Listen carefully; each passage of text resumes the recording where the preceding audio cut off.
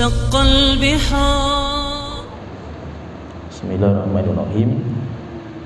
إن الحمد لله نحمده ونستعينه ونستغفره ونعوذ بالله من شرور أنفسنا ومن سيئات أعمالنا من يهده الله فلا مضل له ومن يضلل فلا هادي له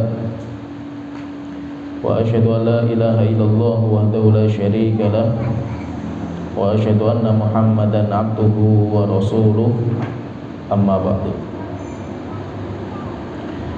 Kita melanjutkan kembali pembahasan yang berkaitan dengan ahkamul janaiz, fikih-fikih yang berkaitan dengan kematian.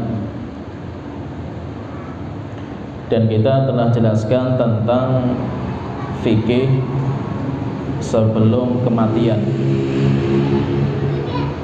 Sampai akhirnya kita memiliki sahabat, orang tua, keluarga yang meninggal dunia di samping kita. Maka kita akan membahas tentang fikih setelah kita melihat orang meninggal dunia. Yaitu proses kita adalah ketika orang itu meninggal. Kita misalkan mendapatkan orang tua kita sedang sakit parah dan kita menyertai orang tua kita. Maka sunnah-sunnah ketika kita mendapatkan orang tua kita sakit itu telah kita jelaskan. Bagaimana sunnah-sunnah sebelum kematian, sampai akhirnya nanti ketika orang tersebut meninggal dunia. Maka ketika kita mendapatkan secara pasti bahwa orang tua kita meninggal, maka di sini ada fikih yang harus dilaksanakan oleh orang-orang yang hadir ketika ada keluarga mereka yang meninggal. Jadi apa yang harus dijalankan bagi orang-orang yang hadir setelah melihat ada dari keluarganya itu yang meninggal? Maka nanti ada beberapa sunnah yang harus kita jalankan. Maksudnya sunnah pasca kematian itu sunnah yang dijalankan bagi orang yang hidup. Sunnah yang dijalankan bagi orang yang hidup setelah melihat keluarga mereka meninggal. Pasti, yaitu sudah pasti kematiannya. Terus sunnahnya itu apa? Ini akan kita bahas. Maka sunnah yang pertama, yaitu ini ketika, kalau proses yang sebelumnya kan kita telah membahas tentang sunnah-sunnah sebelum kematian, seperti kita talqin, itu kan sebelum kematian. Dan yang lainnya telah kita jelaskan pada sebelumnya, seperti wasiat, itu kan sebelum kematian. Maka di sini kita akan membahas tentang sunnah ketika orang itu sudah pasti mati, yaitu berita kematian itu sudah jelas, dia itu sudah meninggal dunia. Maka sunnahnya apa? Kita itu ketika melihat ada saudara kita yang meninggal, yang pertama, sunnah yang pertama pasca kematian dari saudara kita atau sahabat kita, keluarga kita, yang pertama kita itu berdoa kepada Allah Ta'ala. Kita berdoa kepada Allah Ta'ala dengan membaca istirja. Kita membaca istirja. Istirja itu kita kembalikan semua apa yang kita miliki kepada Allah Ta'ala, dengan kita mengatakan inna lillahi wa inna ilaihi raji'un. Itu kalimat inna lillahi wa inna ilaihi raji'un itu kalimat dinamakan dengan kalimat istirja. Maka pertama kali ketika kita melihat saudara kita itu meninggal, pertama kali lisan kita itu mengatakan kalimat istirja. Istirja, kita mengatakan inna lillahi wa inna ilaihi raji'un. Dan orang-orang seperti ini, yaitu orang-orang ketika ditimpa musibah, alladzina idza asabathum musibatun, orang-orang ketika mereka ditimpa musibah. Siapa itu? Orang yang hidup. Kalau orang yang meninggal kan sudah selesai. Termasuk orang yang hidup itu kan sedang ditimpa musibah dengan kematian keluarga mereka. Kita misalkan kita punya keluarga, kita meninggal, bapak kita, ibu kita, atau anak kita, istri kita itu juga sedang ditimpa musibah. Jelas kalau si mayit itu ditimpa musibah sebelum kematian. Kalau sudah mati selesai musibahnya, musibah dunia sudah selesai mereka. Tetapi yang ditimpa musibah berikutnya itu adalah keluarganya.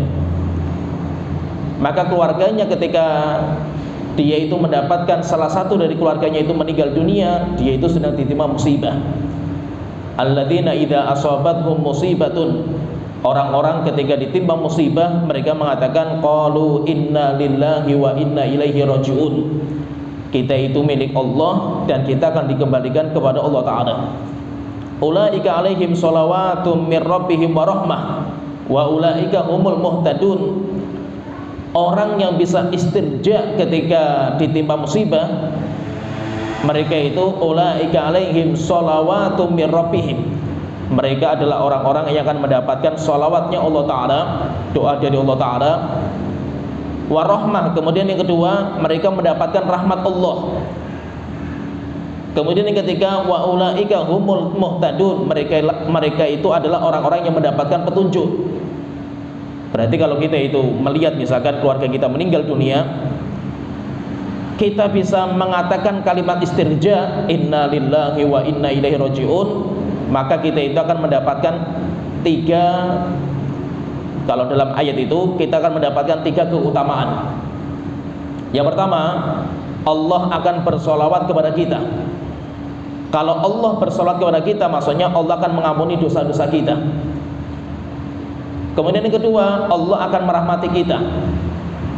Yang ketiga, Allah akan memberikan hidayah kepada kita. Berarti kita itu termasuk orang-orang yang mendapatkan hidayah, petunjuk. Dan orang ingat kepada Allah ketika awal tertimpa musibah itu luar biasa. Ketika ditimpa musibah, anak kita meninggal, bapak kita meninggal, ibu kita meninggal, awal kita mendapatkan musibah, kita hanya ingat kepada Allah Ta'ala, itu luar biasa. Orang seperti ini luar biasa. Maka itu yang pertama itu yang harus kita jalankan ketika kita itu mendapatkan salah satu keluarga kita meninggal. Kita itu mengatakan kalimat istirja inna lillahi wa inna ilaihi rajiun. Kita ingat kembali bahwa semua itu milik Allah Ta'ala dan nanti akan dikembalikan kepada Allah Ta'ala. Kemudian kalau bisa lagi setelah kita membaca istirja, kita tambahi doa. Kita tambahi dengan beberapa kalimat doa. Seperti misalkan kita berdoa untuk mendapatkan pahala, kita minta pahala Allah Ta'ala, dan kita minta supaya diganti dengan yang lebih baik. Seperti doa yang diajarkan Rasulullah kepada Ummu Salamah dan Abu Salamah. Rasulullah SAW mengatakan, kata Ummu Salamah radhiyallahu anha, waktu itu ketika anaknya meninggal, dia mengatakan, sami'tu Rasulullah SAW yaqul, saya mendengar Rasulullah SAW beliau bersabda, ma min abdin tusibuhu musibatun, tidak ada seorang hamba yang ditimpa musibah, fayaqulu, kemudian hamba itu mengatakan, inna lillahi wa inna ilaihi rajiun, kita semuanya milik Allah dan kita akan dikembalikan kepada Allah Ta'ala. Kalau ini istirja. Setelah itu kita mengatakan, Allahumma jurni fi musibati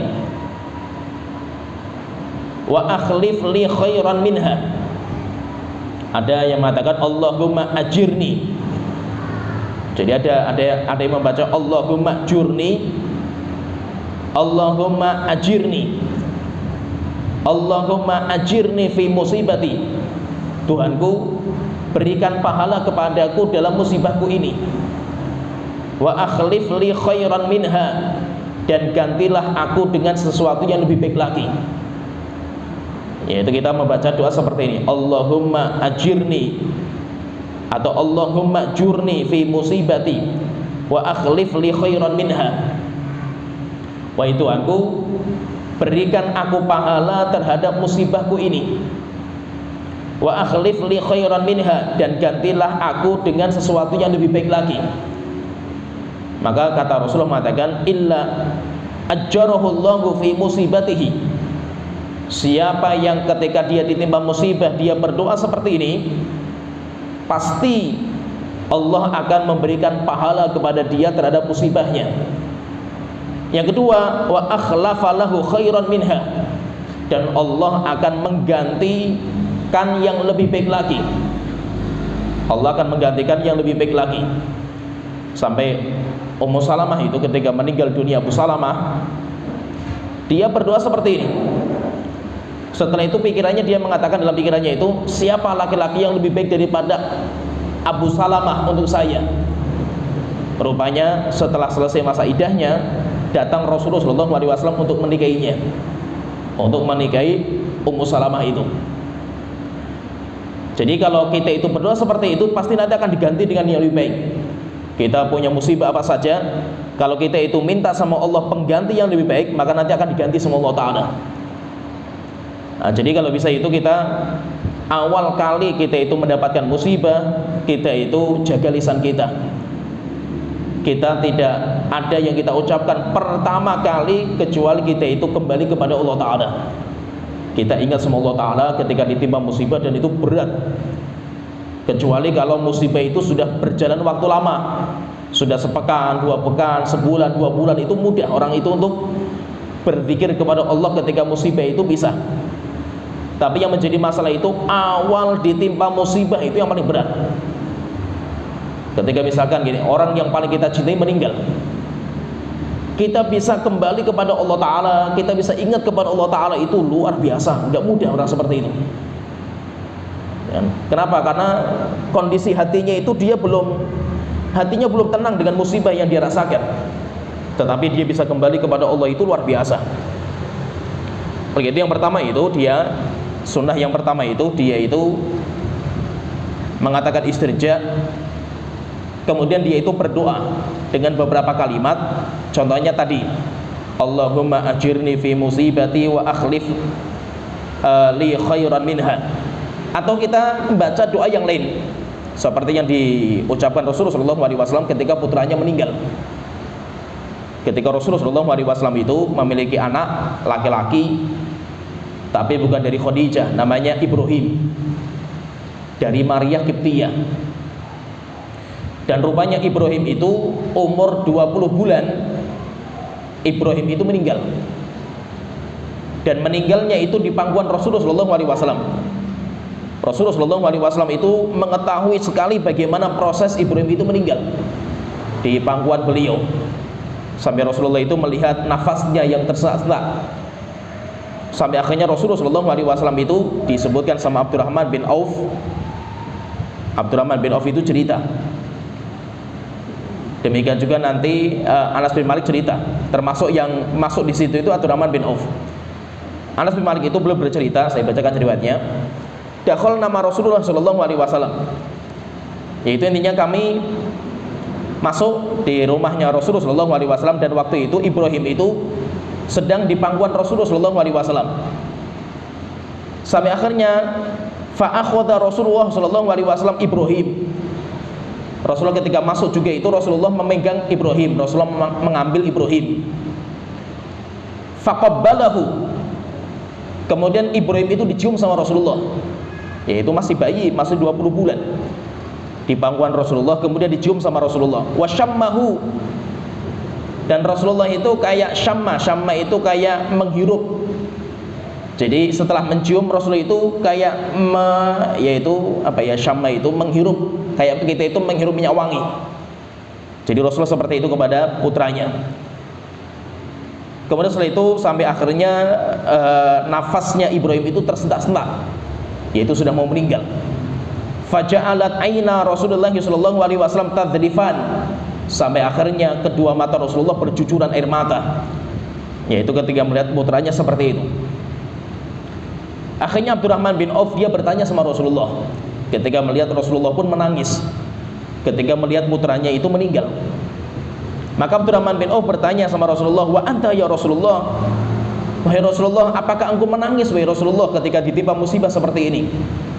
Maka Rasulullah SAW mengatakan, ya Ibnu Auf, wahai Ibnu Auf, innaha rahmatun, sesungguhnya tetesan air mata ini adalah rahmat.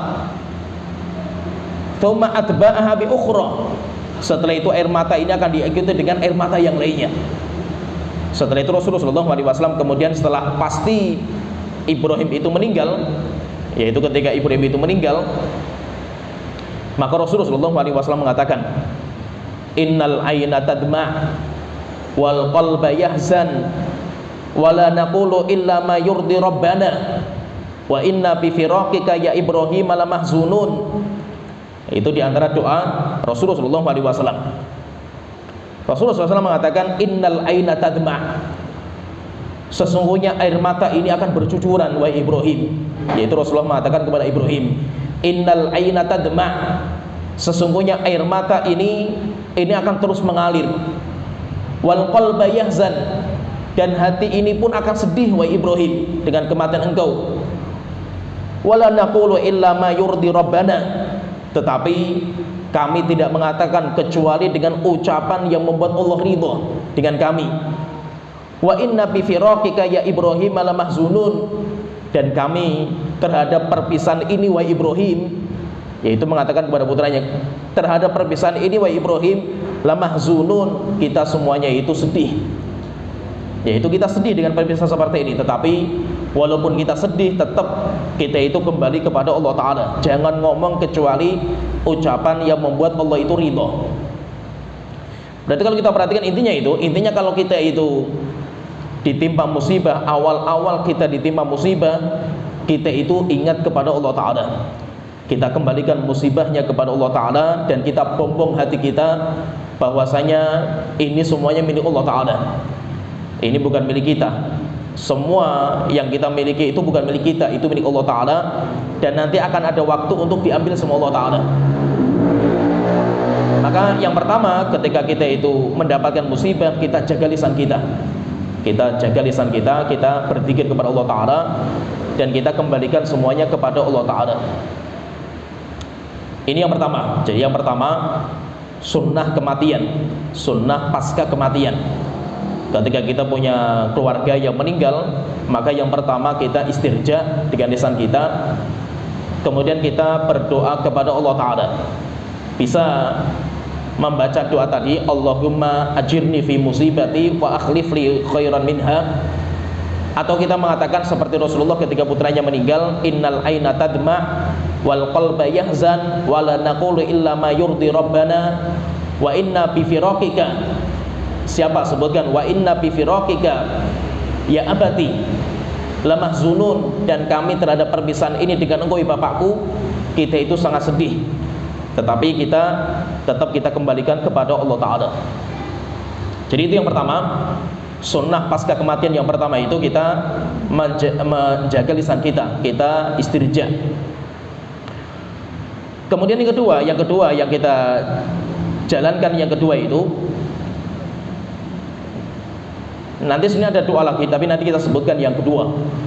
Kita sebutkan nanti adab yang kedua, yang ketiga. Jadi nanti ada beberapa doa. Kalau kita bukan keluarganya, kita bukan bapaknya, kita bukan anaknya, tapi kita orang lain. Kalau kita itu termasuk takziah, kita itu takziah, nanti akan disebutkan doanya apa. Doa orang yang takziah. Kemudian sunnah yang kedua, kita bahas sunnah yang kedua pasca kematian, ketika kita memiliki saudara yang meninggal dan kita keluarganya, kita hidup, kita itu di situ gitu. Masa itu tadi kita bahas itu, kalau kita itu di situ, kita itu membersamai keluarga kita ketika kematian. Paham tergambar ya? Ini jadi tadi yang kita sebutkan itu adalah kita itu sebagai pihak keluarga yang membersamai ini orang yang sakit sampai dia mati, dan kita di situ gitu. Maka ketika kita pasti yakin dia sudah meninggal, sudah selesailah, kita sudah pegang jasadnya, semuanya sudah kaku atau sudah dingin, sampai kepalanya sudah dingin, kemudian kita sudah yakin ini sudah meninggal, maka yang pertama kali kita itu istirja. Siapa itu? Orang yang di situ. Tadi kita sebutkan sunnahnya itu orang yang di situ. Kemudian kita mata doa tadi, Allahumma jurni fi musibati, atau kita baca ucapan Rasulullah, kan Rasulullah sendiri yang memaku, memangku putranya. Kemudian yang kedua itu sunnah yang kedua itu kita pejamkan mata. Kita pejamkan matanya. Kenapa kita pejamkan matanya? Karena roh itu keluar diikuti dengan pandangan mata. Roh itu keluarnya ke atas. Roh itu dicabut itu ke atas, sehingga keluarnya roh itu dari ubun-ubun. Maka ketika roh keluar diikuti dengan pandangan mata yang ke atas, sehingga orang yang mati itu pasti matanya terbuka dan matanya itu melihat ke atas. Itu orang mati seperti itu. Maka ketika kita menghadiri orang yang meninggal, maka kita itu pejamkan matanya. Kita pejamkan matanya. Kemudian yang kedua, ini berarti sudah selesai. Baik dia atau keluarga yang lain yang sudah pada dengar kabar, yang tidak membersamai orang yang meninggal itu dari awal, setelah itu nanti dia itu mendoakan. Jangan ngomong kecuali yang baik. Maka sunnah yang ketiga itu, jadi yang pertama tadi kan istirja, yang kedua memejamkan mata, kemudian yang ketiga jangan ngomong kecuali kebaikan. Kita yang di situ jangan ngomong kecuali kebaikan, kita doakan, perbanyak berdoalah. Kenapa? Karena malaikat itu masih banyak di situ dan doa kita itu mustajab.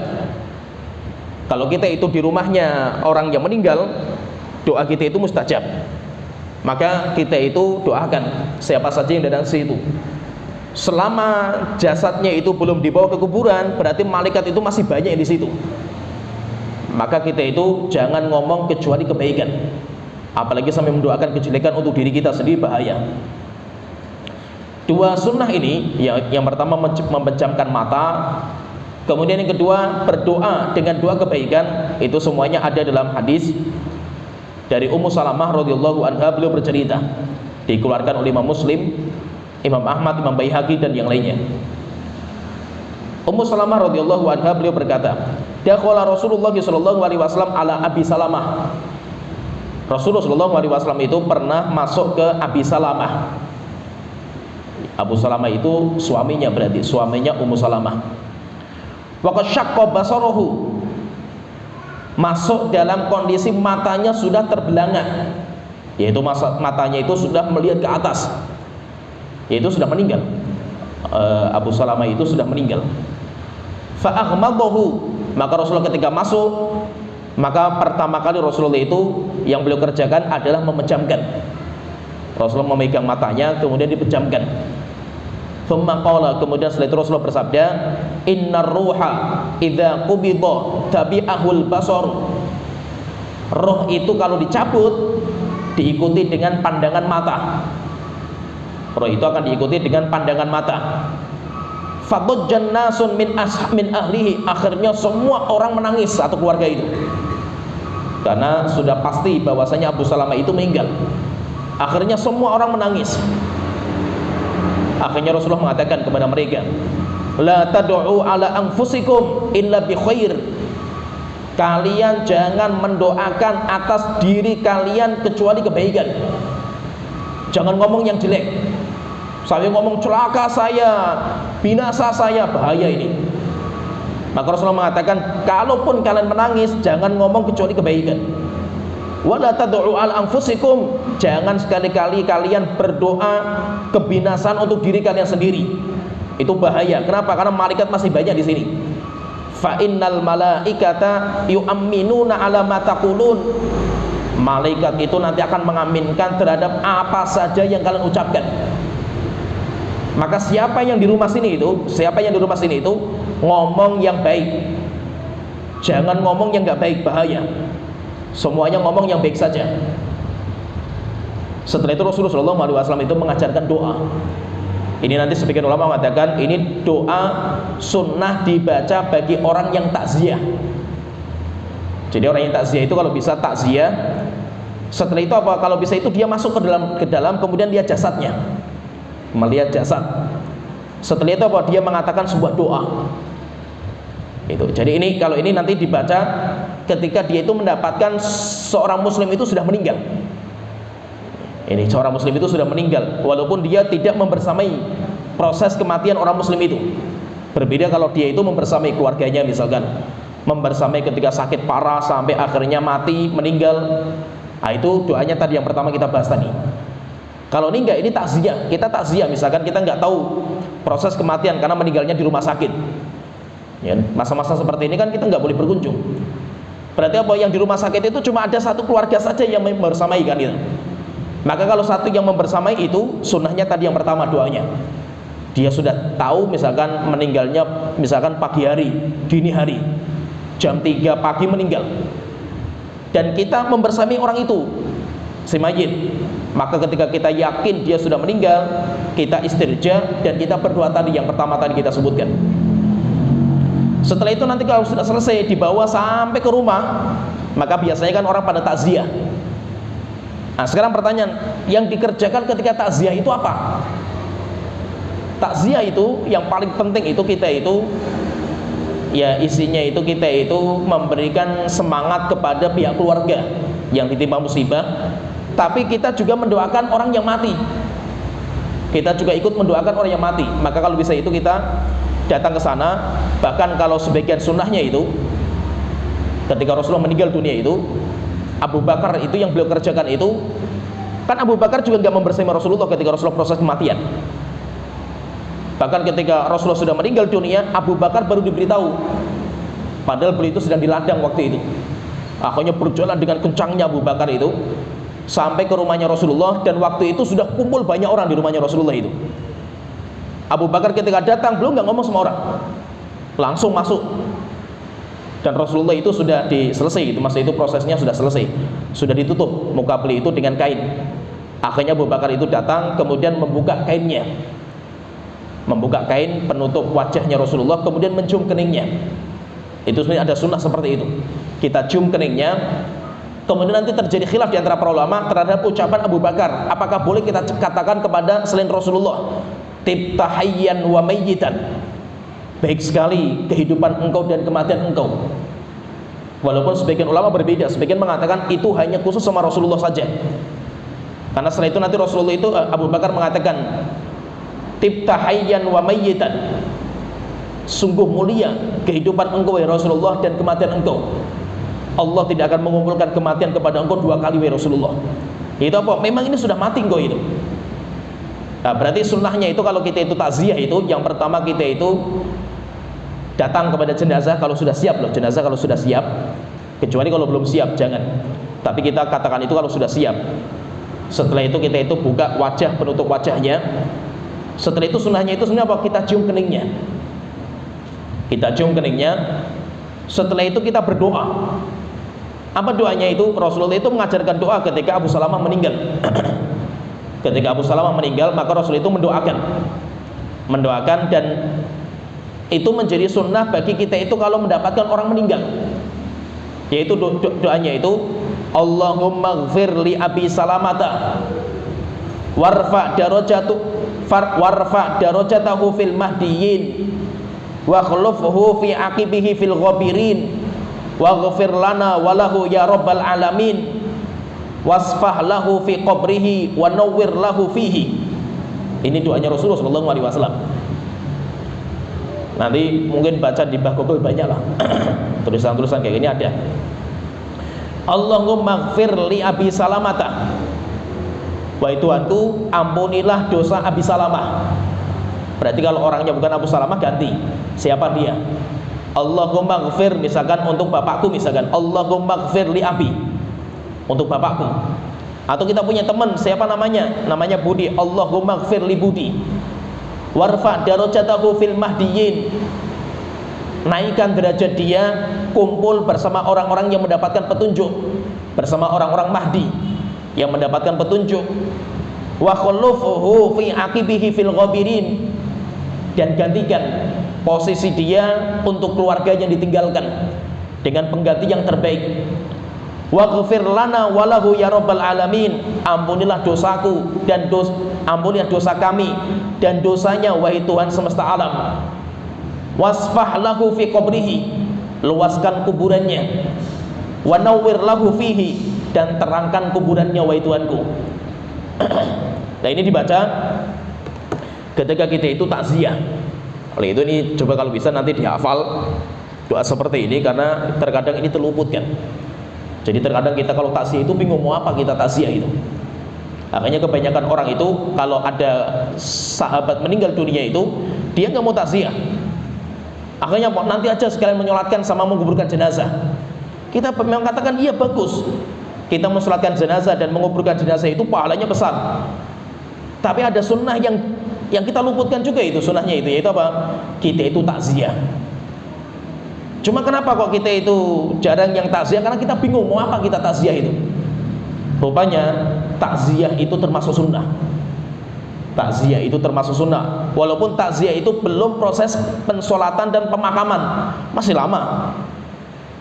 Tetapi ketika kita itu mendengar ada satu teman kita meninggal dunia, kemudian kita itu datang ke sana.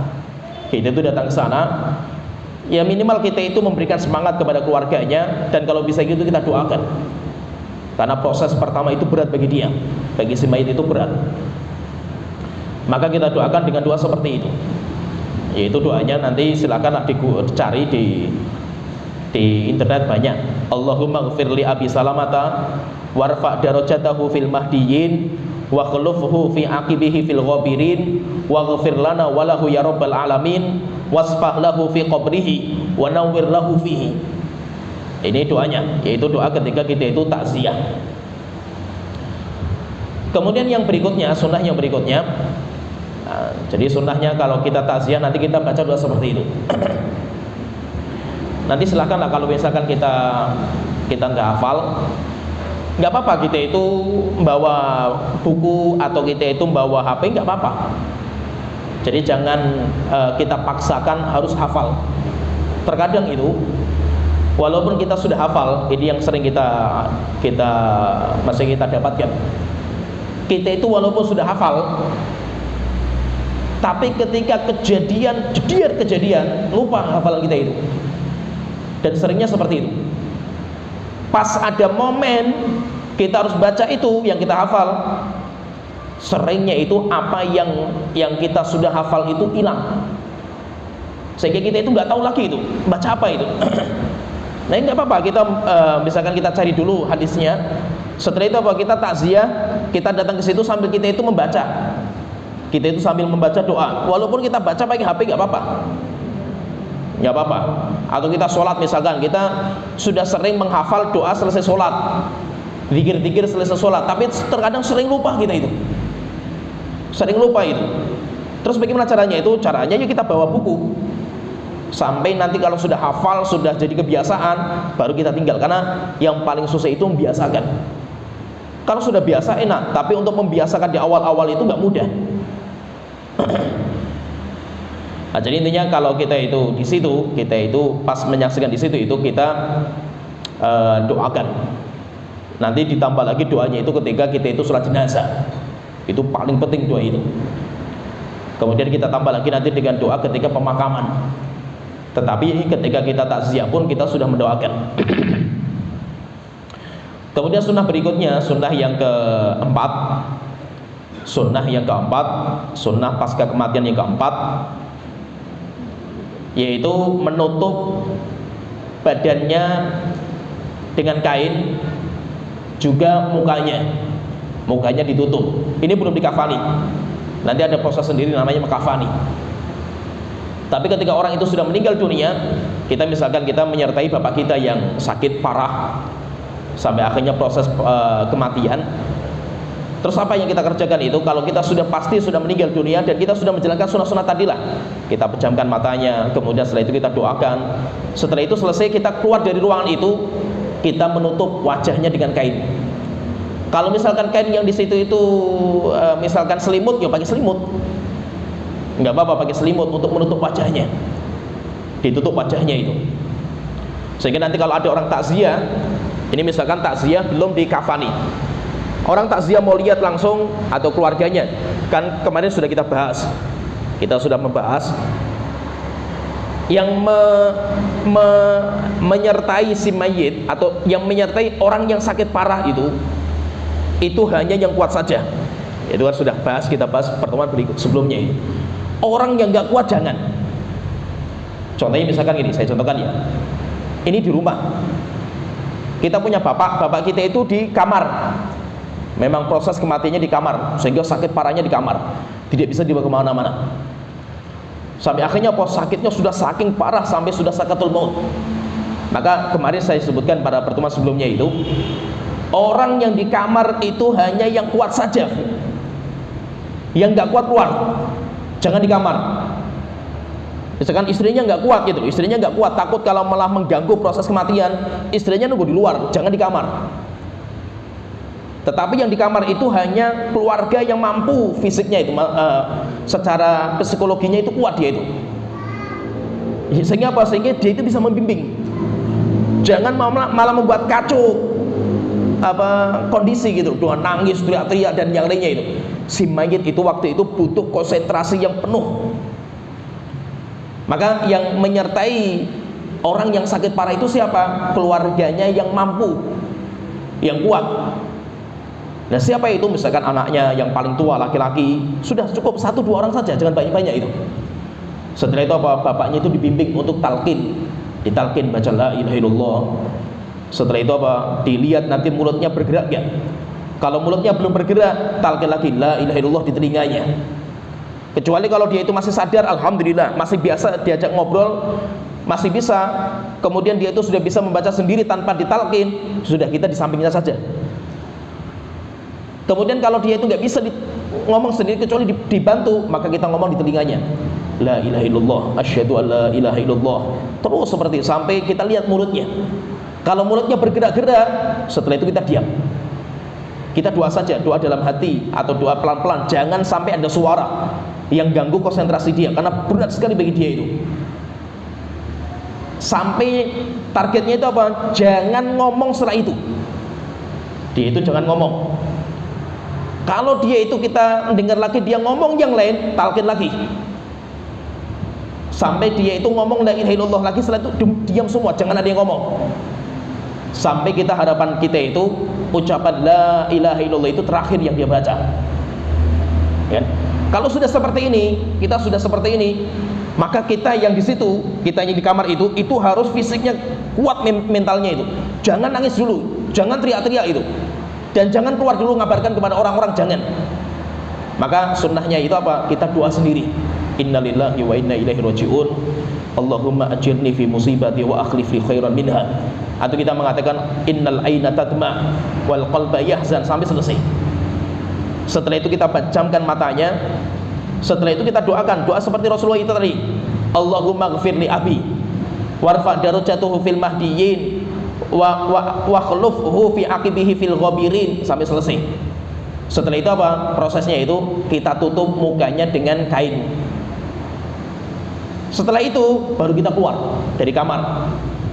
Kita mengabarkan kepada orang-orang sudah bapak kita sudah meninggal. Nah, ketika di situ pasti pecah itu tangisan itu. Nah, pecah tangisan tapi nggak ganggu suasana awal ketika orang tua kita itu proses meninggal. Nggak apa-apa, walaupun pecah tangisan sampai pada menangis, istrinya menangis, anaknya menangis, keluarganya menangis, semuanya kita ingatkan, jangan ngomong kecuali yang baik. Kalau bisa itu apa? Maksudnya itu harus ada satu keluarga yang berakal. Yaitu harus ada satu keluarga itu yang berakal, yaitu apa? Yang bisa memandu keluarganya, keluarga besarnya itu. Kalau nggak ada yang berakal, kacau itu. Semuanya nangis, semuanya kacau sana, nggak ada yang akhirnya apa? Tidak ada yang memandu. Makanya kalau bisa itu apa? Harus ada yang memandu. Kalau bisa itu kakak yang paling tua. Kalau kita itu laki-laki, kita sebagai kakak yang paling tua, kita itu harus bisa memandu keluarga kita. Sehingga ketika bapak kita meninggal, kita mengatakan kepada ibu kita sendiri, kita mengatakan kepada adik-adik kita, jangan mengatakan kecuali kebaikan. Di sini para malaikat masih banyak, dan malaikat akan mengaminkan apa yang kita ucapkan. Nah, terus bagaimana? Kita doakan untuk bapak kita semuanya berdoa. Sehingga walaupun orang itu sedih juga itu. Mungkin kalau dia sudah keluar di kamar sendiri atau di WC, dia nangis nggak apa-apa itu. Tapi ketika keluar ketemu sama keluarganya itu, dia harus bisa tegar. Kenapa? Karena dia harus bisa membimbing. Kalau semuanya itu mentalnya lemah semua, terus siapa yang membimbing mereka, siapa gitu loh. Makanya kalau bisa itu harus ada yang membimbing. keluarganya supaya mengatakan yang baik-baik saja ketika ada keluarga itu meninggal dunia. Oleh itu sunnah yang keempat itu adalah menutup badan dan menutup kepala wajahnya itu dengan kain. Aisyah radhiyallahu anha beliau bercerita, anna Rasulullah sallallahu alaihi wasallam hina tuwfiya sujjiya bi burdin hibaratin. Rasulullah sallallahu alaihi wasallam itu ketika beliau meninggal dunia, beliau itu ditutup dengan kain burdah, yaitu kain jenis sebuah kain lah, kain putih untuk menutup wajahnya beliau dan badannya beliau. Tapi itu bukan kain kafan. Nanti kain kafan ada lagi. Untuk kain kafannya ada lagi. Tapi itu ketika awal proses Rasulullah meninggal dunia, maka beliau itu nanti ditutup dengan kain kafan itu. Yang nanti kain kafan itu ditutup ke wajahnya Rasulullah. Siapa saja yang datang, maka dia itu membuka kain kafan itu. Bukan kain kafan, membuka kain itu yang di wajahnya, melihat wajahnya, setelah itu tutup kembali. Nanti tutup kembali. Setelah itu kalau ada orang datang lagi, buka lagi nggak apa-apa, melihat. Setelah itu mendoakan, setelah itu tutup kembali.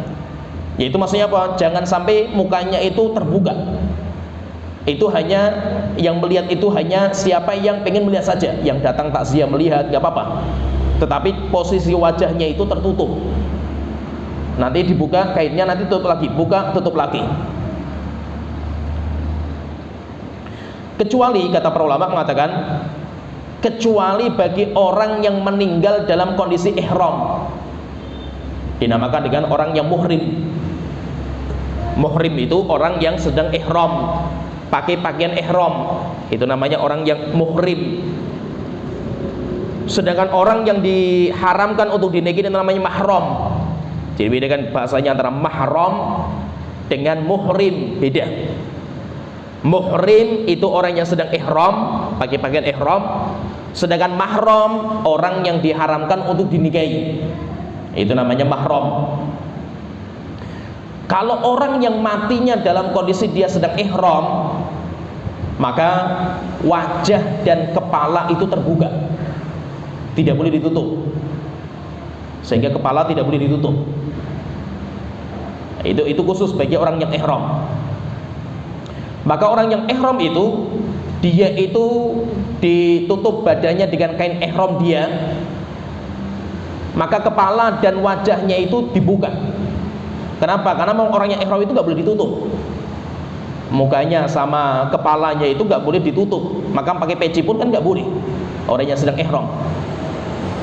Maka itu ketika pernah sebuah riwayat sahih dikeluarkan oleh Imam Bukhari dan Muslim dari Abdullah bin Abbas radhiyallahu anhu, beliau bercerita, bainama rajulun waqifun bi Arafatah.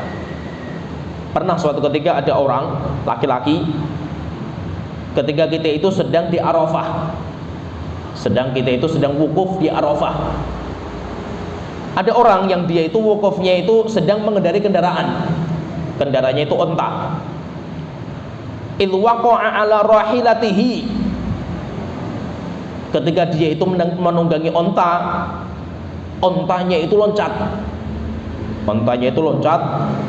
Setelah itu orang itu jatuh dari atas onta.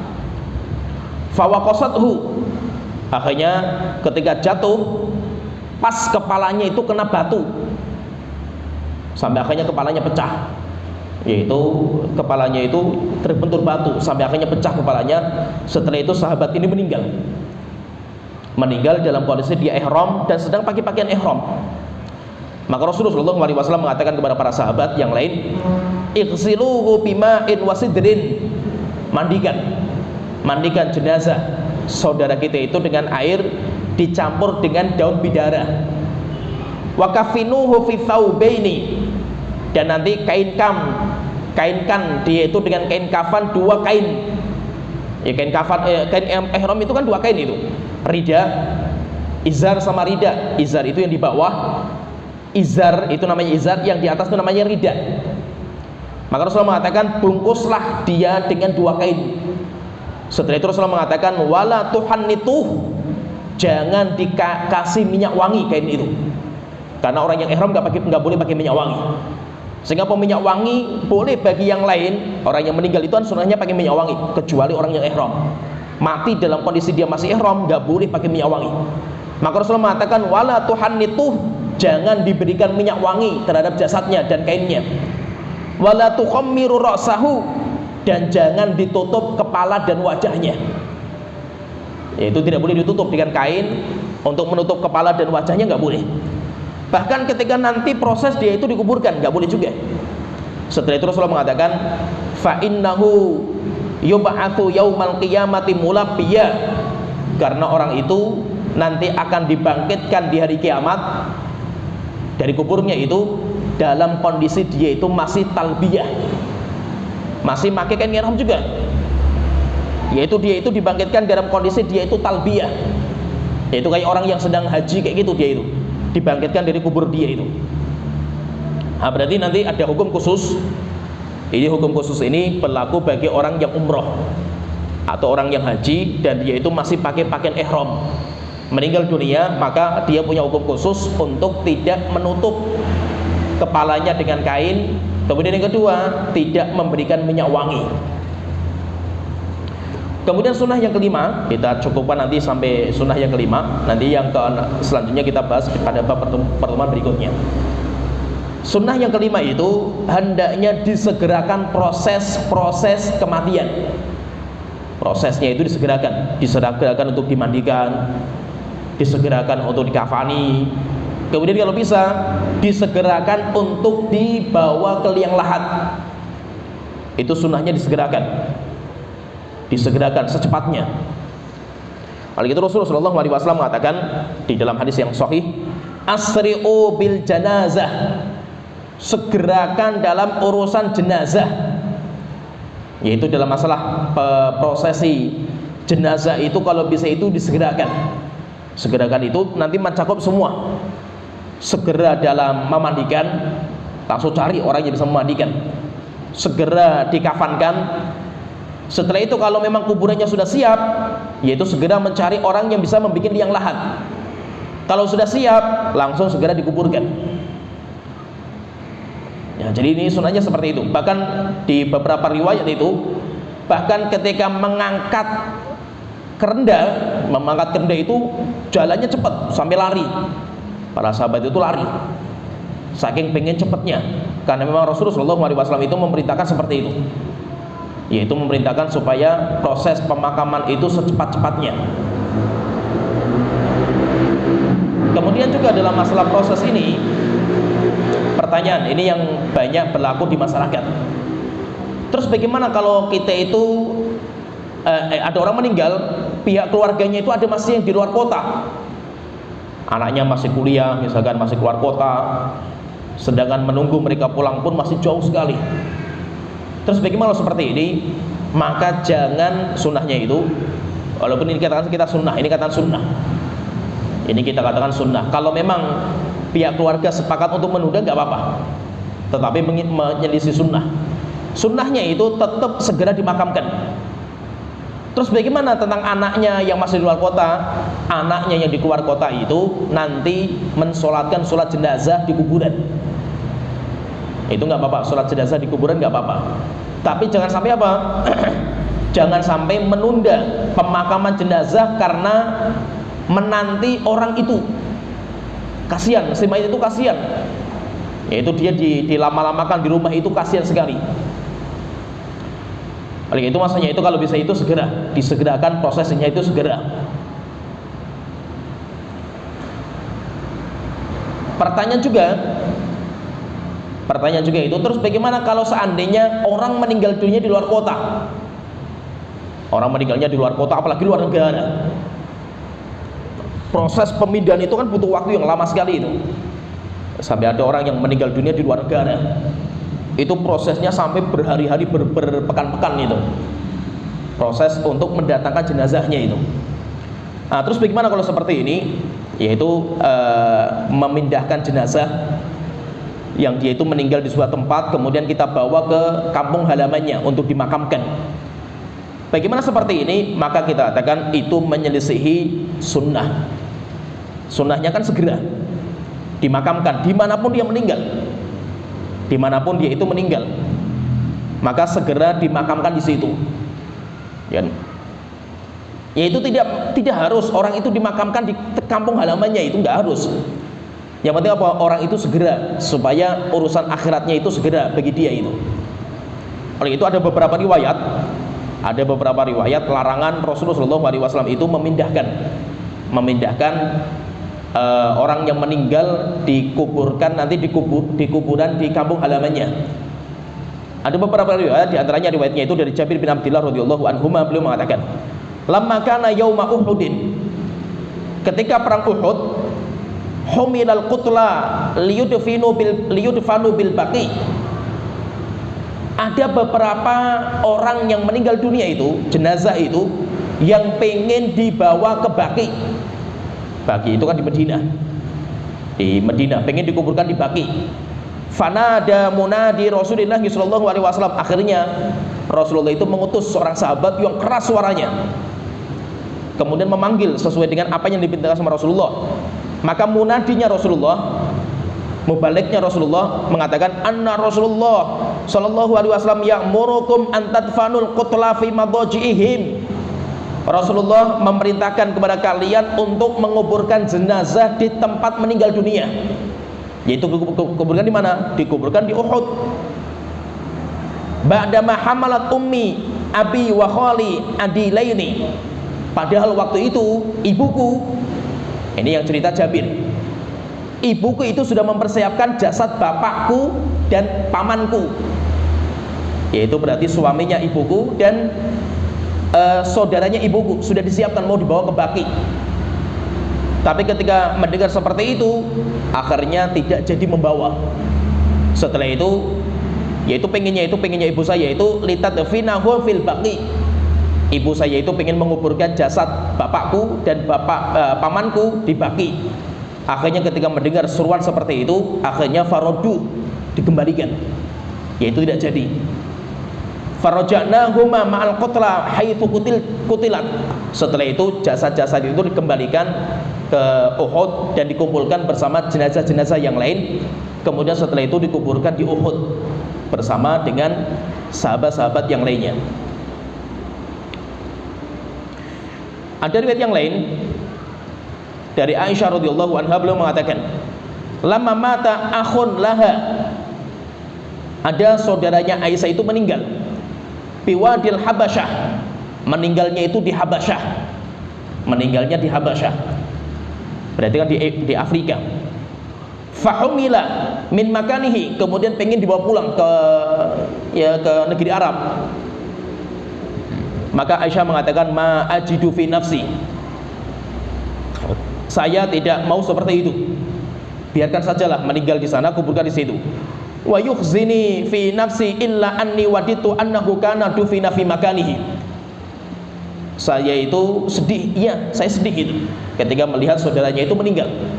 Tetapi beliau mengatakan, tetapi saya senang, memilih lebih saya sukai kalau saudara saya itu dikuburkan di tempat dia meninggal dunia. Akhirnya apa? Dikuburkan di Habasyah. Sampai Imam Nawawi rahimahullah taala itu beliau mengatakan dalam kitab Al-Adhkar, beliau mengatakan, wa idza awsa bi an yunqala ila baladin akhar. Bagaimana kalau seandainya misalkan gini, ada orang sakit berobat di luar negeri, sakitnya parah, kemungkinan dia itu ya spekulasi lah antara sembuh operasinya atau meninggal. Kemudian dia berwasiat, kalau saya meninggal dunia, tolong saya dikuburkan di kampung halaman, bawa pulang jasad saya. Pertanyaan, ini dibahas sama Imam Nawawi dalam kitab Al-Adhkar. Pertanyaan, wasiatnya itu ditunaikan enggak kalau ibunya meninggal atau bapaknya meninggal? Ditunaikan wasiatnya enggak? Maka Imam Nawawi mengatakan, idza ausa bi ayyun qala ila baladin akhar. Kalau si mayit itu berwasiat sebelum meninggal dunia, jasadnya itu nanti dipindahkan ke kampung halaman. Kata beliau mengatakan, la tunaffat wasiyatuhu. Wasiatnya tidak boleh dijalankan. Ini kata Imam Nawawi, tidak boleh ditunaikan wasiatnya. Fa innan naqla haramun 'alal madzhab as-sahihil mukhtar. Beliau mengatakan, karena memindahkan jasad, memindahkan itu, kata beliau, ini hukumnya haram. Ini kalau kata Imam Nawawi, hukumnya haram, dan itu madzhab yang sahih dan madzhab yang kami pilih. alladzi qalahul aktsarun, dan itu merupakan pendapat kebanyakan para ulama. Wasarraha bihil muhaqqiqun, dan para pentahqiq mazhab, yaitu ulama-ulama yang menguatkan mazhab, semuanya mengatakan, yaitu kebanyakan mereka mengatakan, menguatkan bahwasanya tidak boleh memindahkan jasad, itu tidak dibolehkan. Kenapa? Karena ya itu menyelisih sunnahnya, yaitu untuk mengakhirkan, kemudian kasihan kepada si mayit. Kasihan, yaitu biarkanlah dia itu dikuburkan di situ, terus apa bedanya itu? Nggak ada bedanya saya kubur di sini atau di mana saja, kan nggak ada bedanya itu. Yang penting kan kita doakan. Kalau memang misalkan kita itu meninggal, keluarga kita misalkan di luar kota, kita datang ke sana. Teman kita misalkan lagi berobat misalkan di luar kota, keluarga kita berobat di luar kota, meninggal di sana. Terus bagaimana? Sudah, kita ke sana.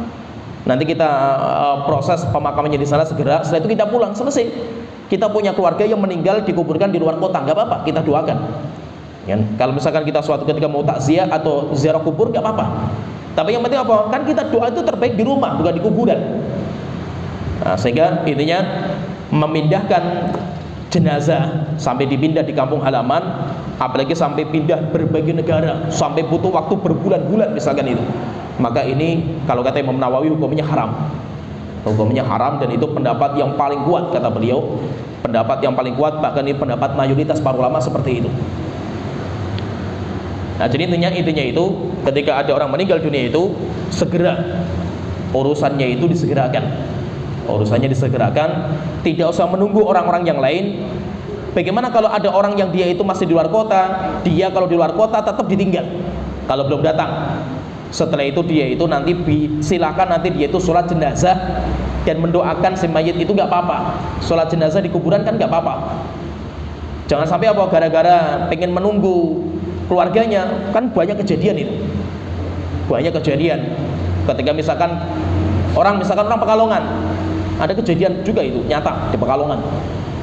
Dia punya keluarga di, orang tuanya itu di Jawa Timur, meninggal. Sampai akhirnya apa? Jenazahnya itu dikuburkan nunggu keluarganya di Pekalongan. Akhirnya apa? Nyewa mobil ngebut itu, sangat pengen cepat itu. Subhanallah, di tengah jalan tabrakan, meninggal dunia juga semua itu. Dan itu terjadi di mana-mana itu. Kenapa? Jelas kita misalkan gini, kita di luar kota itu, kita di luar kota, kemudian orang tua kita meninggal, kemudian harus menunggu kita itu, prosesnya itu semuanya menunggu kita itu. Jelas kita pulangnya kondisi kita nangis, kondisi kita sedih, kita harus pulangnya cepat, kondisi jalan itu nggak tentu, macet dan yang lainnya itu. Akhirnya kalut kita ini kan gitu. Coba kalau seandainya misalkan kita dikabari pokoknya jam sekian bapak akan dikuburkan, kamu sampai maupun tidak nggak usah tergesa-gesa, tenang saja itu. Walaupun datangnya besok pun nggak apa-apa, nggak usah tergesa-gesa. Yang penting apa? Tenangkan diri kamu doa saja di rumah sana. Ya apa? Yang penting kamu nanti kalau datang ke sini kamu sholat jenazah. Walaupun sudah berhari-hari pun nggak apa-apa itu, sholat jenazah di kuburan nggak apa-apa.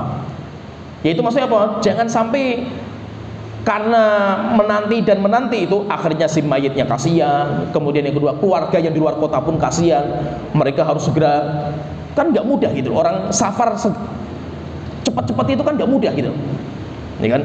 Nggak mudah, belum tentu suaminya ada kan gitu. Mungkin suaminya masih berangkat kerja itu, suaminya sudah berangkat kerja, tiba-tiba dapat kabar bapaknya dia meninggal gitu. Dia harus izin dulu, kemudian harus menyiapkan semua perjalanan semua. Mending kalau kita sudah ada tol. Kalau sama dulu kalau nggak ada tol kayak apa gitu, perjalanan nggak mudah itu. Apalagi kalau kita berjalan dalam kondisi kita sedih seperti ini, bahaya kalau seandainya kita kalut. Sampai akhirnya terjadi apa-apa di perjalanan malah lebih bahaya lagi itu. Maka biarkanlah keluarga kita yang di luar kota itu tenang. Wes, kamu gak usah terlalu banyak pikiran. Di sini keluarganya di sini sudah cukup. Untuk mengurus jenazah sudah cukup. Kamu yang di sana terus tenangkan pikiran. Kemudian banyak berdoa untuk bapak kita. Nanti kamu datang ke sini itu nggak usah tergesa-gesa, tenang saja gitu. Nanti kalaupun kita sudah selesai pemakaman, sudah selesai, nggak apa-apa kamu datang ke sini. Setelah itu kamu sholat jenazah. Setelah itu nanti kamu doa, nggak apa-apa gitu. Jadi maksudnya itu apa? Biar semuanya itu tenang semua. Ya mungkin di sini pembahasan kita sampai di sini, kita proses tentang masalah sunnah pasca kematian. Secara ringkas tadi kita sebutkan ada 5 sunnah pasca kematian. Yang pertama istirja, membaca inna lillahi wa inna ilaihi raji'un, kemudian berdoa. Kemudian yang kedua, kita itu memejamkan mata. Yang ketiga, kita itu mendoakan, mengatakan kecuali yang baik saja di situ. Jangan sampai kita mengatakan yang jelek. Kemudian yang ketiga, menutup badan si mayit dan menutup kepalanya, kecuali orang-orang yang matinya itu dalam kondisi ihram. Kemudian yang ketiga, segera pengurusannya itu disegerakan, jangan ditunda-tunda. Nanti insya Allah kita bahas poin berikutnya sebenarnya. Ini juga berkaitan masalah pasca kematian. Nanti kita bahas, tapi ini perlu waktu sendiri. Kita bahas pada pertemuan berikutnya tentang masalah hutang piutang.